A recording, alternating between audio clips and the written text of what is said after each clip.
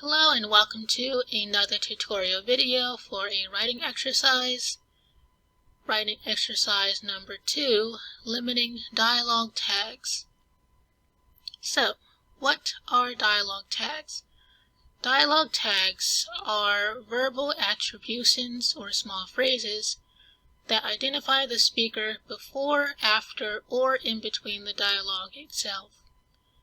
And underneath here I have some examples. The first, "There's no place like home," Dorothy said. "Can I have a new bike?" Isaiah said. "Ben got a new blue one." And the boy asked, "Can I have a new bike?" At the first one, we have the dialogue tag after the dialogue. The second one, we have the dialogue tag in between the dialogue.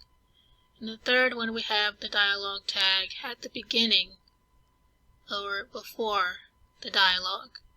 So these are just the different ways that writers can place dialogue tags when they are using dialogue in their stories.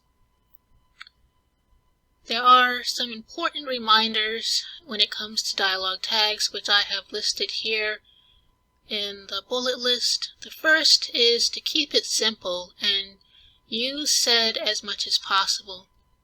I know many beginner writers may be inclined to use other words such as like responded or replied or demanded, but the best thing to do is just to keep it simple and use said as much as possible, because readers, they really don't pay much attention to the tags itself. They pay more attention to the dialogue that your characters are saying. So that is something important to keep in mind, and it helps with the flow or pacing of dialogue in stories. Just keeping it simple and using said as much as possible. The next is you don't have to use asked every time a character says a question. Readers will know this automatically as the question already implies it.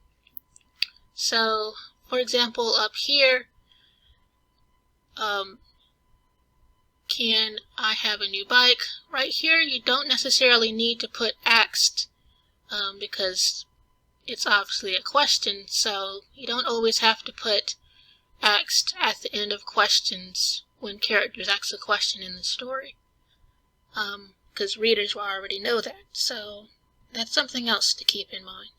The third is to use action beats to distinguish who's speaking, especially if there are 3 or more characters.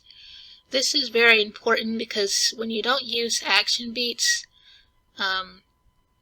when there's multiple characters, it can cause a bunch of confusion and make readers not really know who's saying what. So it's a good idea to use action beats to distinguish who is speaking when you have multiple characters.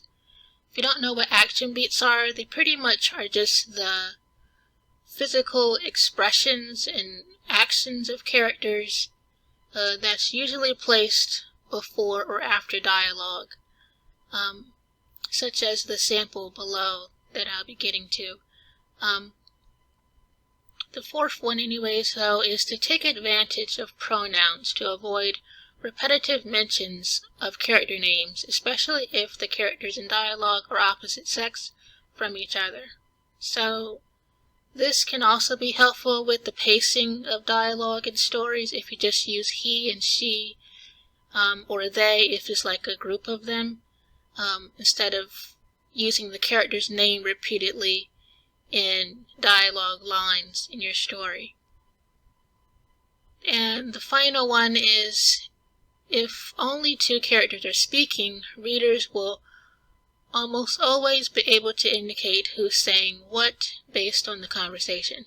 And that's what this sample is just an example of below, that I just took from an episode of my Kindle Vella series, Come Sunday, Oh Come Sunday, a conversation between Ben and Isaiah. "Hey Isaiah," Ben said, riding up on a shiny blue bike. Isaiah gaped at his friend's bike. "Whoa, where'd you get the wheels?" "From Mr. Farwin's pawn shop. I saved every penny from doing my chores. He helped me make a few repairs and give it a paint job. Gee, I wish I had a bike.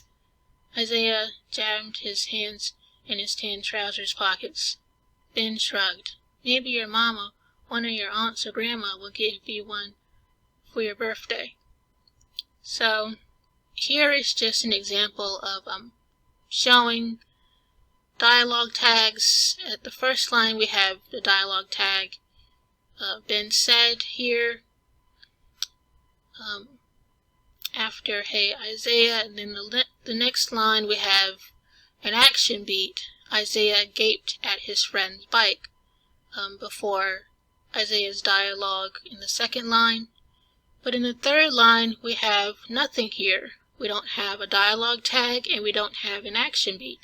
And this is because the reader will automatically be able to indicate who is saying this, and that it is Ben saying this, because he is the one that has the bike. So that is just a simple, a good reminder that in some cases you don't have to have an action beat or a dialogue tag to indicate who's saying what. I think this is something that's helpful with the flow of a story. Sometimes just not having a dialogue tag or an action beat, sometimes it can help the dialogue just to flow quicker and to flow better when you just put the dialogue by itself. But in the fourth line we have another action beat after gee, I wish I had a bike. We have another action beat of Isaiah, and in the last line we have another action beat of Ben before his dialogue.